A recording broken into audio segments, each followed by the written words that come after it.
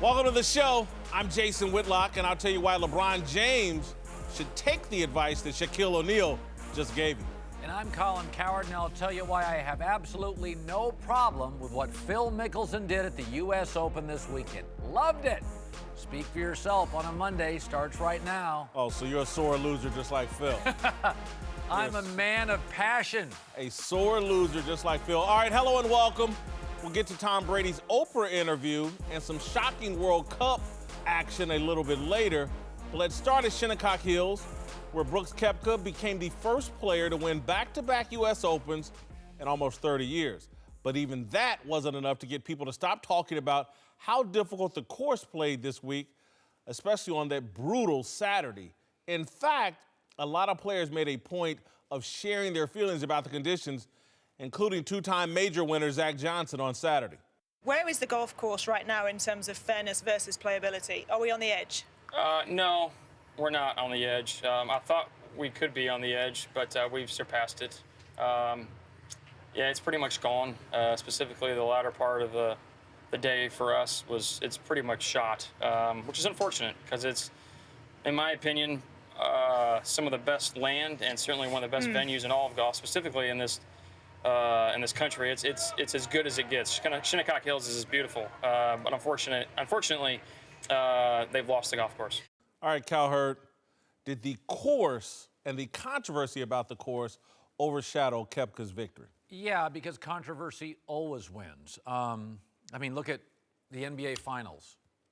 A 30-second reverse call in Game 1, it lasted the rest of the series. We had the best player, the second best player, a dynasty, and a charge, no charge overshadowed the whole thing.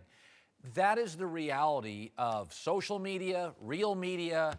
I remember years ago, Bill Clinton came out with a book, 400 pages. One line in it was all anybody talked about. So, I mean, listen, the course, can you imagine if the Super Bowl third quarter football field's unplayable? It's going to overshadow the game.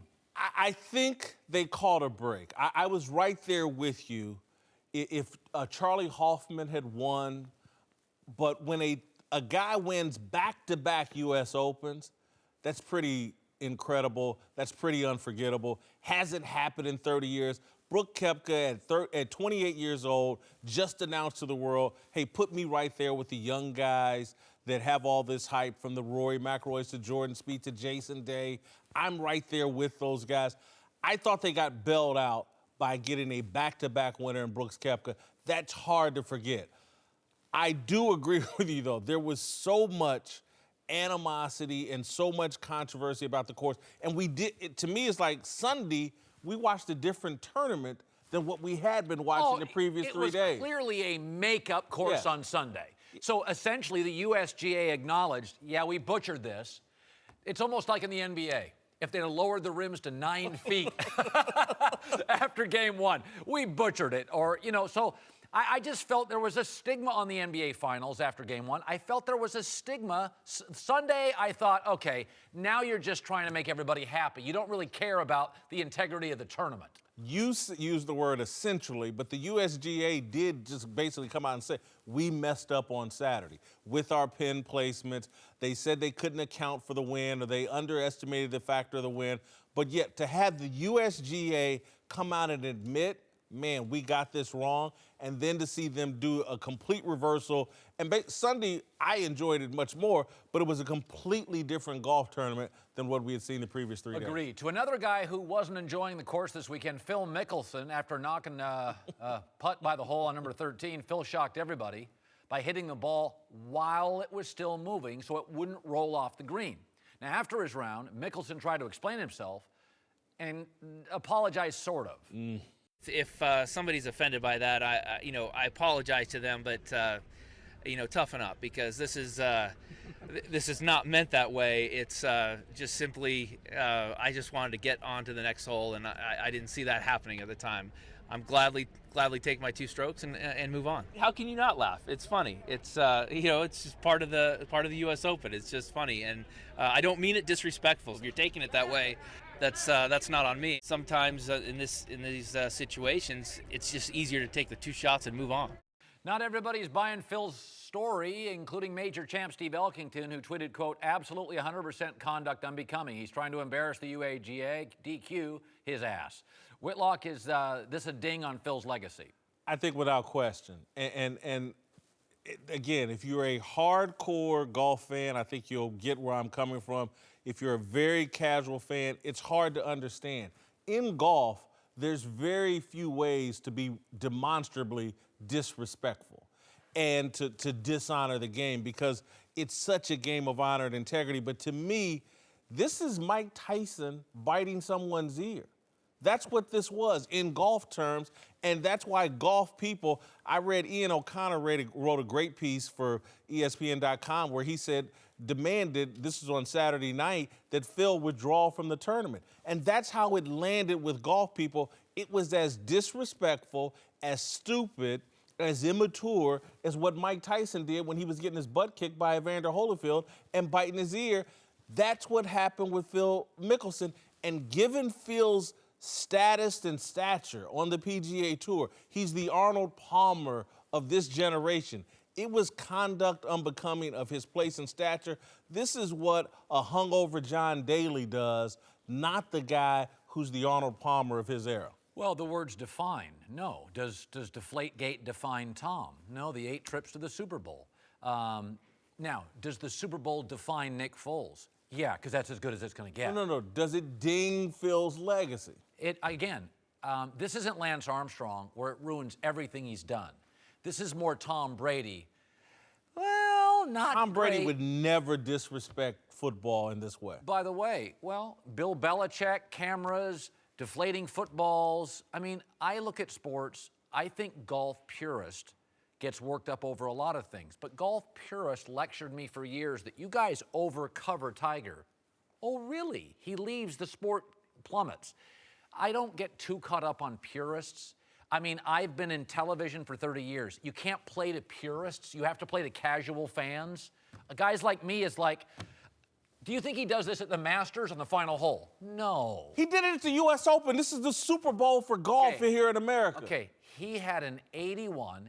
He lost by 17 strokes. He was out. He's barely making the cut, Phil Mickelson. And it's poor sportsmanship. Maybe. That's what this is all about. All right. But listen, did we not beat up Cam Newton after the Super Bowl for not cooperating with the media and acting like a spoiled brat? This is the exact same thing. By the way, you're right, we did. And then a lot of people pushed back and said, get over it. A lot of people are angry, and a lot of people are pushing back like me, saying it ain't that big. The Cam Newton is very similar and very analogous in that it created this sort of what the hell moment. And this is doing the same, but I think there's arguments on both sides. Cam Newton's reputation as a competitor and as a guy who can handle adversity was dinged over this. Yeah. And it's helped define him as a poor sport. Phil Mickelson's out there, again, his stature as the Arnold Palmer. Other than Tiger Woods, he's been the most important golfer of the last 20 years. He can't act like a spoiled baby at the U.S. Open. He can do it at the Phoenix Open. He can do it at the Memorial. He can do it at the Poulon Weed Eater golf tournament. Okay. But the U.S. Open? Okay, at the U.S. Open, it is U.S. fans. They cheered him on Sunday. By the way, that's a bunch of casual they were disappointed they couldn't take pictures of Tiger. By the way, he's the most popular golfer in America, not named Tiger Woods, among the casual fans. Don't they have a say in his legacy? They do. Phil Mickelson made a fool of himself.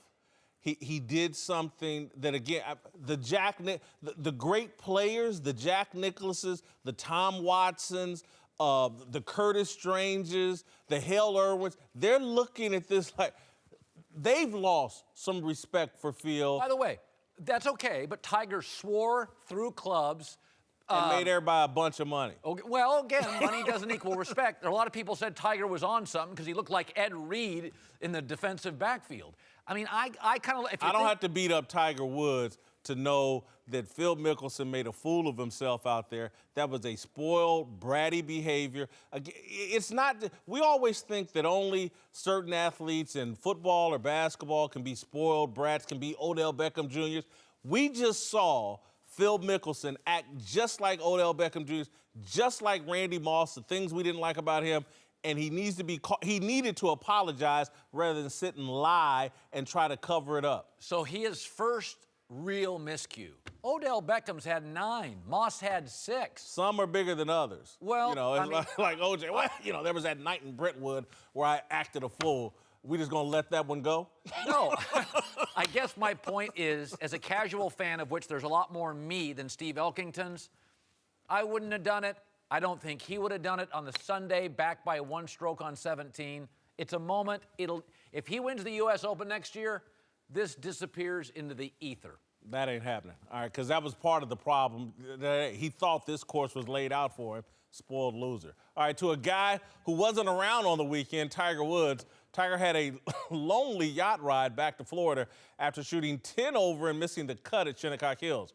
But even that didn't dampen Tiger's optimism about his comeback. Our whole careers are pretty much measured as if you can win, 4 times a year. One year I did it 3 times. Still convinced you can do it again? Absolutely. Why? You've seen the way I've been swinging? All right, Cowherd, is Tiger in some denial? Yeah, I think all pro athletes, as they're not in their peak, are in a little denial. But Brooks Koepka, bigger, stronger, more physically conditioned to play 4 days without the physical baggage, and emotionally down the stretch, really strong. That's who you got to beat. Dustin Johnson, bigger, stronger, healthier, generally has been mentally strong last 18 months. Listen, man, you got good guys now. And by the way, they're not the old golfers. Brooks Koepka looks like a linebacker. Dustin Johnson's an athlete. These are bigger, stronger versions of Tiger. And now Dustin did have the capability to melt down about 2 years ago. I think he's gone past that. I don't get that. I told you this on Thursday. I don't get 16-1 to win it. I don't get it. Listen, I said last week, and I stand by it, Tiger's got a bit of a glass jaw. He's not built for adversity. He struggles. I was very disappointed Thursday and Friday. Although I expected Tiger to play poorly, I thought he would miss the cut. I'm going to take a beat and backtrack a little bit. The course was so difficult the first 3 days. We saw Rory McIlroy miss the cut. Jordan Spieth miss the cut. We saw Phil Mickelson melt down and make a fool of himself because of the course. Zach Johnson, as classy as they come, 2-time major champion, he takes a dump on the course. So I'm going to chalk up some of what we saw here to the course, the wind, pin placement. The course made fools of a lot of guys. It made a fool of Tiger Woods. That's why he's not ready. He's not going to read too much into what just happened. He's going to say it's the course, it was the wind, everybody had a bad weekend. I can still do this. Is he in a bit of denial? It requires delusion and denial to be great. It really does. No, it does. Be great. And so I'm going to stick with you, Tiger, even though I was embarrassed. Did he take the yacht back? I'm not. Or were those rough seas going back down to Jupiter, Florida? Hey guys, Jason McIntyre here. Before the show moves along, I wanted to tell you that support for the Speak for Yourself podcast comes from our friends at Rocket Mortgage by Quicken Loans. They understand that home plays a big role in your life and family. That's why they created Rocket Mortgage. Rocket Mortgage gives you the confidence you need when it comes to buying a home or refinancing your existing home loan. It's simple, allowing you to fully understand all the details and be confident you're getting the right mortgage for you.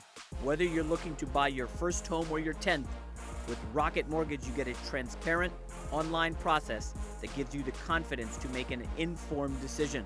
It's convenient.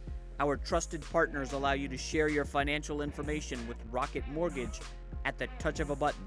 And in addition to getting a real mortgage approval in minutes, you can even adjust the rate and length of your loan in real time to make sure you're getting the right solution for you. Rocket Mortgage by Quicken Loans. Apply simply. Understand fully. Mortgage confidently. To get started, go to rocketmortgage.com/speak. Equal housing lender. Licensed in all 50 states. NMLSconsumeraccess.org, number 3030. Welcome back. back. We're now joined by Super Bowl champ Mark Schlereth, longtime NFL player and scout Bucky Brooks. Let's move to Baltimore, where people are getting all excited about Lamar Jackson after the Ravens revealed they've been experimenting with using their rookie quarterback at a variety of positions. Not everybody loves the idea. Bleacher Report arguing Jackson has become a sideshow, deserves a shot at the starting job, adding, quote, "Let's not pretend that Jackson's quarterback career will be helped if he catches a touchdown pass or runs a few options off the bench. It will just reinforce the perception that Flacco is one thing and Jackson is another, and that Flacco's thing is the one the NFL really covets." All right, Whitlock, is Lamar Jackson being set up to fail? Yeah, by his woke supporters, by his social justice warrior supporters, not by the Baltimore Ravens. Although, again, I didn't think that was the right spot for him.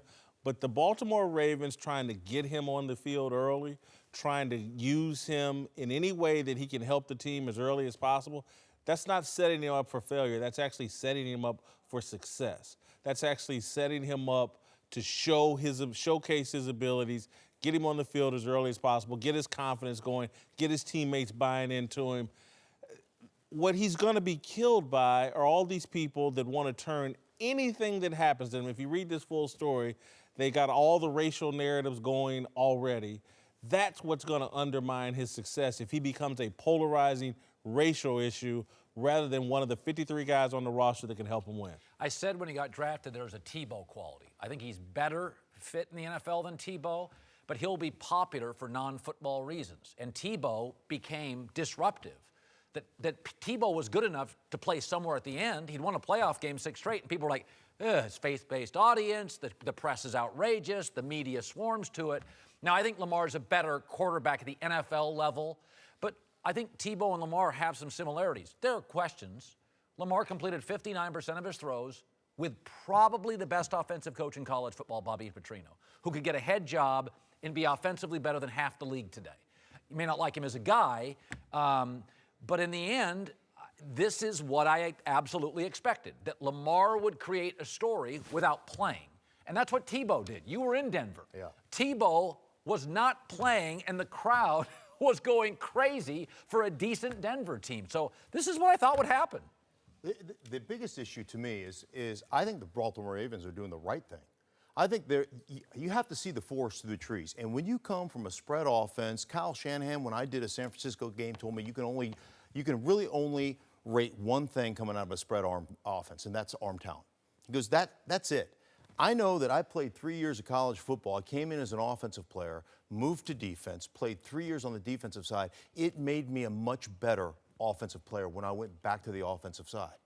So you can actually understand the game if you're playing multiple positions. This is not a Baltimore Raven issue. This is a union issue because our union does not have the balls to stand up in negotiation to the owners. So what do? We get scraps off of Longshank's table, right? At the very end, everybody needs money, and you're like, okay, well, we can't negotiate insurance, and we can't negotiate long-term contracts, and we can't negotiate anything else. So how about less practice time? So now for a young player, especially a young quarterback coming from a spread offense, how is that guy supposed to develop in this league? You can't. It's impossible. So what do you do if you're the Baltimore Ravens? Hey, let's teach them the offense in its totality. Let's let them play slot receiver. Let's let them play outside, maybe some running back, whatever it is. And you're going to get a better understanding of protection, of routes, route combinations, of defense, of secondary play. And now, as you transition as an older player, you're actually at least learning the game that you're not going to learn if you're sitting backing up Joe Flacco for the next 3 years. I'm worried about this because I think when you draft Lamar Jackson in the first round, you have to draft him with the intent to keep the main thing the main thing. If you're drafting him to be the quarterback and you're saying he's going to be the franchise quarterback going forward, you need to give him every rep to be a quarterback. Who said that? Who said? Well, they took him in the first round. They have to take that. When you don't just throw away guys in the first round as experimental players, you don't project. You get them on the field as something other. You only get 5 to 6 reps. First-round picks are guys that should be starters. That's why they're drafted in the first round. He has to be drafted to be the franchise quarterback. Last guy in the first round. There's been a lot of first-round quarterbacks that didn't turn out to be the franchise quarterback. The main thing is winning. That's always the main thing. The main thing when you take a quarterback, the whole purpose of taking a quarterback in the first round to get the extra years, if you're taking him to be a quarterback with long-term potential to be a starting quarterback. The only way he's going to be a starting quarterback, you got to develop him to be that. So every rep that you put him somewhere else is one less rep that he gets at quarterback. Bucky, I don't think the Baltimore Ravens are running the organization, hey, let's do what's best for Lamar Jackson. How can we win is their motivation. But how are we sure that he's going to be so good at another position when he's never played another position? Well, We've never seen him play wide out. We've never seen him run the ball outside of being a quarterback. He's not physically built to be a running back. We don't know if he can catch passes as a wide receiver. Question. I mean, why did they take him in the first round? I mean, I think to get him on the field as quickly as possible and help him to win. I think they look at his skill set and say, while we develop him as a quarterback, we can get other value out of him at some of these other positions. And I also think, again, we're avoiding what I thought was a brilliant point by Mark. This is a way to educate him about the entire offense when you have limited practice time. But look at how many great players went in the second and third round. Like, couldn't you take somebody later? Aren't there players more valuable than a slot receiver for 9 snaps? If he's going to be that. We did this with Seneca Wallace when I was in Seattle. We took Seneca Wallace in the second or third round, moved him around. He was punt returner, slot receiver, whatever. Eventually, he became a quarterback. But when you take a guy in the second or third round, you're not counting on those guys to be central figures of your team. If they do, great. But your first-round picks, your first-round guys have to be guys that are long-term parts of your program. And if you're taking Lamar Jackson as a quarterback, putting him at other spots, it only retards his development as a quarterback. Like, I like it for the flash, but I just don't know if you get there. If you can't get him the reps, and that's like, I've just gone through a 2-year stint in Denver watching Paxton Lynch, who everybody and their brother's uncle said, listen, this is a guy that's a 2 or 3 year project. And they tried to give him that job, and he couldn't beat out a 7th rounder in Trevor Siemian out of Northwestern. I mean, he flat out does not have the skill set to do that at this point. So my point being, if you take him and you teach him the game in its totality, even if he's not getting all those reps, if he could do the scout team reps and he could do all the other things, but if he's not playing on Sunday, that's not going to help him either. I just think this helps him along the way, understanding just conceptually football coming from a spread offense into a pro-style offense. We haven't said the same thing about Pat Mahomes. Pat Mahomes is being celebrated as a guy that's going to be the Ferrari to drive the Kansas City Chiefs to the next level. They didn't put him as slot receiver. They didn't move him around. They let him be a quarterback for the same thing. Right. His skill set, look, this guy was a run-around, throw-it-all-over-the-place guy at Texas Tech. He's not a 4-2, 4-3 guy. And look, just keep in mind, the Chiefs went up to go get Pat Mahomes. Lamar Jackson fell into someone's lap at the very bottom of the first round. Pat Mahomes and Lamar Jackson, 2 totally different quarterbacks, and teams did 2 totally different things to get them. I always argued that Josh Allen and Lamar were projects over prospects. I can't believe Josh Allen went in the first round. He's not even close yet. I can't believe Lamar Jackson went in the first round. To me, there were 3 first-round guys. Darnold, Rosen, and way late first round, maybe Baker. I think he got overdrafted. I think Lamar Jackson was overdrafted. We're going to end on that note, Colin Cowherd. We appreciate that. We'll get to his big board when we come back. All right, welcome back. We're joined now by Fox NBA analyst Chris Broussard and the founder of The Big Lead, Jason McIntyre. Let's move to the NBA, where speculation about LeBron James's future is dominating off-season headlines. And while a lot of discussion is focused on where LeBron can win the most titles before his career ends, at least one former ring chaser, Shaquille O'Neal, says he hopes LeBron doesn't follow in his footsteps, saying, quote, somebody told me a long time ago, they said, your book is already set before the later stages of your career. You can add index pages toward the end, but your book is already set. So LeBron's book is already set. He's done already passed up the legends. He done already made his mark. He has 3 rings. Cowherd, you agree with Shaq here? No. His motto is what? Strive for greatness, not, whew, I reached the finish line. Do we ask billionaires, hey, you made enough, stop?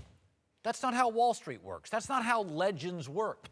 Did Shaq ever say stop? Did I miss that? Well, stay in Cleveland is stopping. He didn't say stay in Cleveland. He didn't say that. He said don't be a ring chaser. Well, what, should he go to don't Orlando? willy-nilly anywhere just to get a ring. That's So what he should he's go to saying. Orlando. No, he should. That's not bad what he's business. saying. That's not what he's saying. He's saying don't be a ring chaser. I did it. Well, if Make LeBron, a decision Whitlock, that's... can you define ring chaser? Yeah, what does for us? that I need a mean? definition.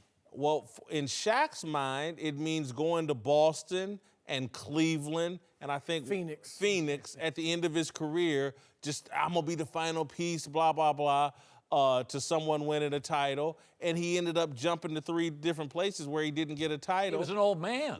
I understand. Shaq is completely wrong. There's no ifs, ands, or buts about it. Here's what he's not taking into account. When he began chasing rings, he was done. He was done being a star. He was a role player averaging like 10, And hurt 12 points a constantly. game and hurt all the time.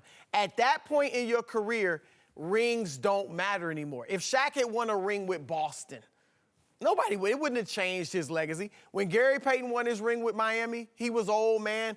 It didn't change his legacy at all. Jason Kidd was even a starter when Dallas won it in 2011. Didn't change his legacy. Legacies are changed by rings when you win them in your prime and you're the driving force.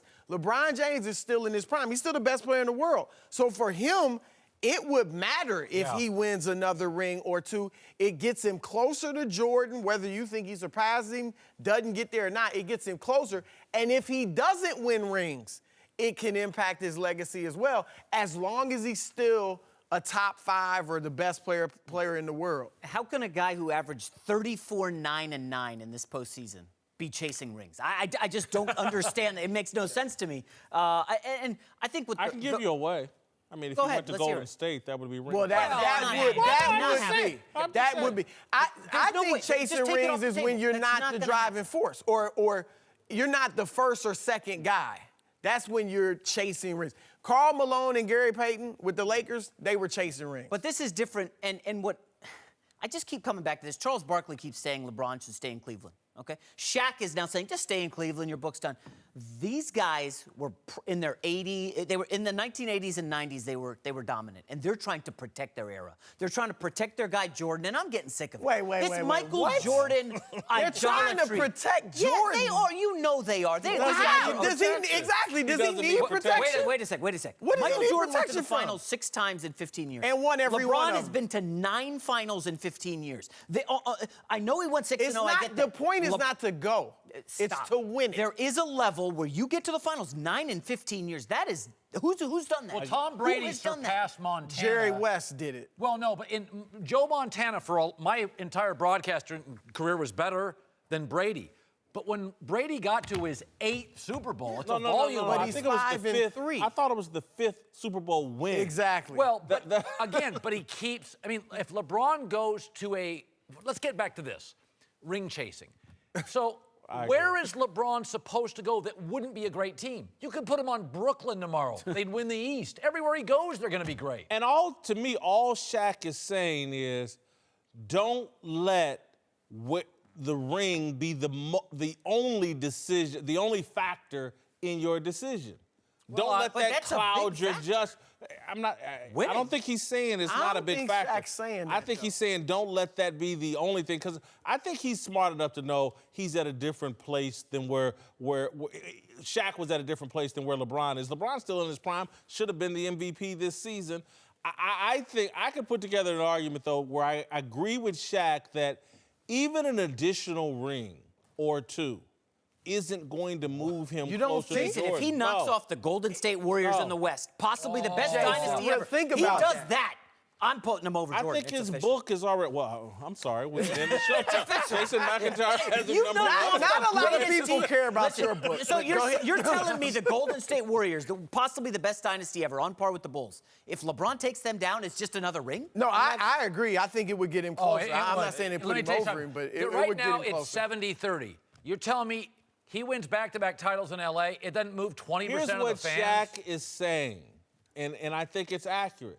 You can't catch Jordan. It's over. I don't agree with that. Hold on. You're assuming Shaq. Now, maybe Shaq does feel this way. Yeah. That Shaq feels like LeBron's number 2. Yeah.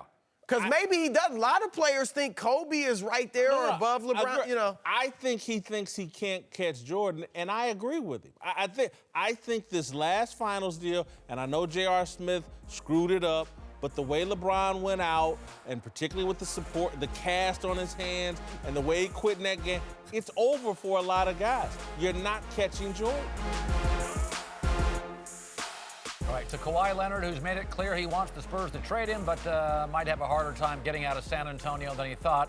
Reportedly, both teams in his preferred destination of Los Angeles are concerned about Kawhi's health, which isn't surprising considering he's never even played a full NBA season.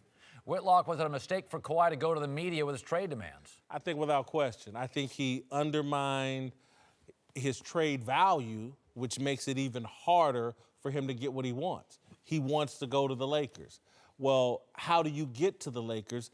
They have to make a trade offer to the San Antonio Spurs that makes it worthwhile for Greg Popovich. Well, when the Lakers are sitting there, well, the guy wants out, and everybody knows he's never played 82 games. He only played 9 games this past year.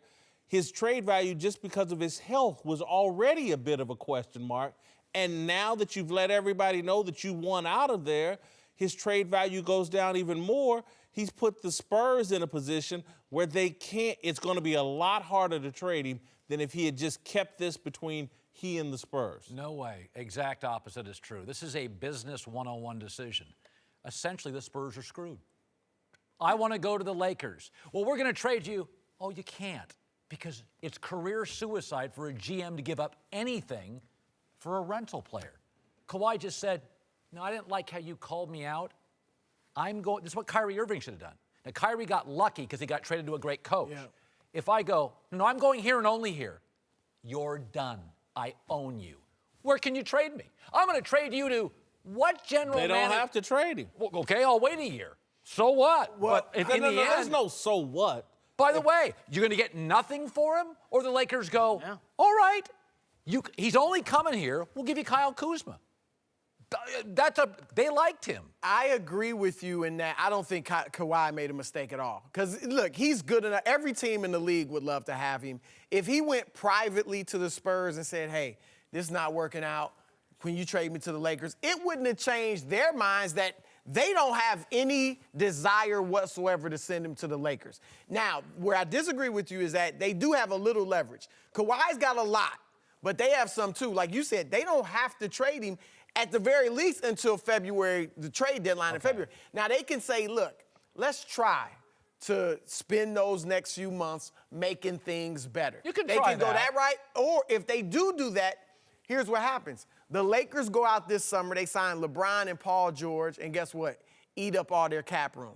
So then they couldn't sign Kawhi as a free agent. So then he would lose some of his leverage as far as saying, that's the only place I'm going. Aaron Rodgers, best football player in the world, is trapped in Green Bay. We have seen now multiple stars, LeBron twice, KD, Jimmy Butler, Kyrie Irving. They've all done this way. I want out. I want to go mostly here. The difference is Kawhi said, I want to go specific. Well, that's the thing. Is it Lakers or bust for him, or is it, yeah, the Lakers is my number one choice, but Clippers. Boston would be good, Philly would be good, He's the about, Clippers by the way, I would Paul, settle for. We've seen 9 guys do this in the NBA. I mean, good players. Paul George, they all got out. Yeah. These teams eventually don't want him in the building. The it one thing I think you're missing, Whitlock, is what does Kawhi Leonard owe the Spurs at this point? He spent 7 years there. He was a good soldier, okay? And here, this past season, he's got an injury, and his coach takes a shot at him in the media, his point guard, guys he's been in the trenches with for years, and Manu Ginobili as well. I just don't understand what Kawhi Leonard owes the Spurs at this point. Well, I would think I would have to argue that he owes them something, which I have not done. And so my point was, I think he's hurt the ability for them to move him on as easily. If he had gone to them privately, put his foot down, I think it would have been better to move him perhaps where he wants to go to the Los Angeles Lakers. I think he's made it more difficult. I don't think he owes the Spurs anything, and I haven't argued that. Now, 2 months ago, the story broke, Spurs wouldn't trade him west. So how do we know that Kawhi said, all right, they're not going to trade me west. I want to go west. The only way I can end up west is announcing, I'll only go to the Lakers. Yeah. Because 2 months ago, the story broke. Popovich is like, he ain't ended up there. Yeah. And I think Kawhi and his uncle said, well, that's where we want to go. We got to control this situation. I got to tell you, I think he fits in a lot of places, like you said, but who in their right mind can make a deal for Kawhi now? And what I would say, though, given his health history, I think it's high risk. Do you think it's The high risk? guy's never played 82. He just played 9. He just got into a year-long dispute with what has been seen as the best organization in the NBA. So you really don't, you think he's... No. I don't think it. I'm saying if I'm the Lakers or any other franchise, I'm like, well, damn. He's never played 82. He just missed 72 games or 73 games this year. And I'm supposed to trade for this guy and then give him a max deal eventually?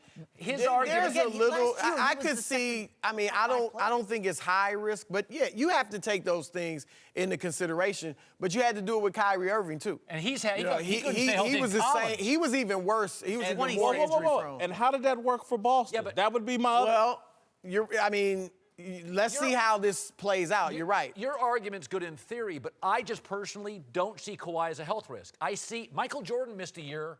John Stockton missed a year. I see a healthy athlete who had a bad injury. And had a dispute with his organization all year about that injury. That feels they like think he's healthy. He says he's not. They say it's in his head. That was never the issue with Michael Jordan. I just think that's a separate issue than he's injury prone. I think that issue is separate, and you have to deal with that in its own terms.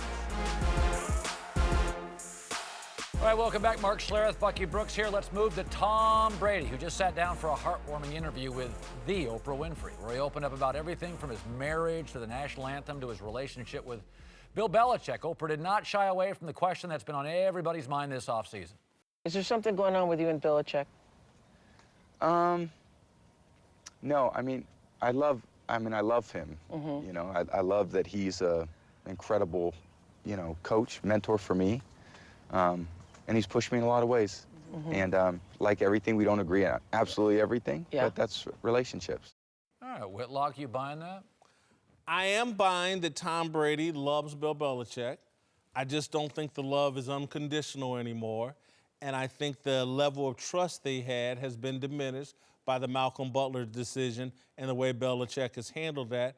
But I think Tom's analogy is absolutely right. It's like any other relationship. Over the course of time, relationships, sometimes you're madly in love, sometimes you're madly in like, sometimes you can't stand each other. But overall, I think the trend line for those guys had been this way. Now it's a little bit this way, and we'll see if it can recover. I think he respects Belichick. I think love's pretty irrelevant in sports. I think respect is really, really relevant. John Elway had troubles with all his coaches. But when he didn't respect you, you were no longer the coach of the Denver Broncos. I think love's way overstated. You're talking alpha males. I don't need you to love me, but when I walk into the locker room, do I feel you're a better coach, I'll get a better assignment than that coach will give that quarterback? I want to speak up for love a little bit here. When you've won 5 Super Bowls together, when you've been a 6th, 7th round draft pick and turned into the greatest football player of all time, and you have a life that you could never imagine, I wouldn't blame him for loving Bill Belichick because he played a big role in all that success. It's interesting, you look at coaches, and there is a love-hate relationship that goes on with this game, with the coaches, with some of the players that you end up playing with. My offensive line coach in Denver, the best offensive line coach that I've ever played for, Alex Gibbs. There's 2 types of players that played for Alex Gibbs. He's the best coach I've ever played for in my entire life. He is the worst coach I've ever played for in my entire life. There is no in between. You can either handle him or you can't handle him. And that's the way it went. He was the best coach I ever played for. I hated his guts at times. Like we got in rip-roaring arguments at times, but I absolutely love that man. And I would lay down in front of traffic for him. And that's the way I played the game, and that's the way he demanded that you play the game. But I knew he was making the same type of sacrifices, not going out on the football field, but those same type of sacrifices that we have to make as players. And I respected the heck out of him. And so I think there is some truth to this. I love the guy. We're having a spat, a little quarrel, but I still love the guy, and I believe that he's the best coach that's ever coached in this league. Yeah, I think Colin hit the nail on the head. I think there's a level of respect there between them, and that's all you really need in team sports. Can the coach put us in a position to win games? Can he put me in the best position to maximize my talent? Can he push me enough that I can do things that maybe I couldn't see myself doing? I do believe there's some fatigue from Tom Brady in terms of the grind that is part of the New England Patriots culture. The always on, you never satisfied with what you're doing. I think he would like a kinder, gentler coach at some points. But at the end of the day, they've won a lot of games. They will continue to win a lot of games, and it's because Bill Belichick does a great job of managing the guys on his team and putting them in the best position to win each and every week. You know, there's stories, my sister and I have talked about this with our late father. You know, he finally told her he loved her on his deathbed, and everybody in the room cries. She loved him, but he was incapable until the very end of saying that. And those are great memories. Belichick may not be capable of showing love while you're in the tunnel of competition. But when it ends, then it's the, hey, I love you, man. It's very possible that Belichick's belief system and just the way his DNA operates, he can't tell you he loves you during his childhood. Those playing years are childhood years. And I think we have to realize all relationships as player to coach with Bill, they all sort of end this way. They're all bumpy at the end. I would agree, and I think you've hit on something in terms of the father-son relationship, and I think there's some of that with Bill Belichick and Tom Brady. But eventually, when you become 40 years old and you're married to Giselle and you have this positive attitude approach to life that he's taken on, the TB12 approach, Tom Brady's going to need a little bit more love in these last couple of years from Bill Belichick, or it's going to be real rocky. All right, welcome back. Time for last call. Let's move to a wild weekend at the World Cup where Messi missed another huge penalty kick in international play, leaving Argentina in a disappointing draw with Iceland. Meanwhile, Mexico shocked the world by upsetting defending champs Germany. Cowherd, what's the bigger story here? Oh, I think Mexico's upset of the #1 team in the world. First of all, Messi's miss is LeBron missing a dunk. It's 1 second. Mexico beating Germany is 2 hours of what in the world is going on. Germany is a machine, outplayed them for the last 30 minutes of action, and Mexico comes away the winner. Shocking result. I agree with you. Shocking, almost as shocking as Landon Donovan saying he's rooting for Mexico. We'll get into that tomorrow. All right, to the U.S. Open, where reportedly Dustin Johnson's fiance, Paulina Gretzky, and her friends started celebrating after DJ's birdie on 18th, thinking he had won the tournament, even though he was still 3 shots back at that point. Cowherd, what's the bigger blunder here? This or Johnson's 7-over on Saturday? I've gone to golf tournaments. If you're not standing in front of a leaderboard, it's confusing. I've been there at a golf tournament. I have no idea who's leading, who's second, who's third. I like this because I don't like dating people that think they know sports. I don't want to talk about sports away from there. And so I kind of like this, that they don't even know what the hell's going on at the golf tournament he's playing in. I kind of respect it. My wife Good has call. no idea I'm even on this show. No idea. See you tomorrow.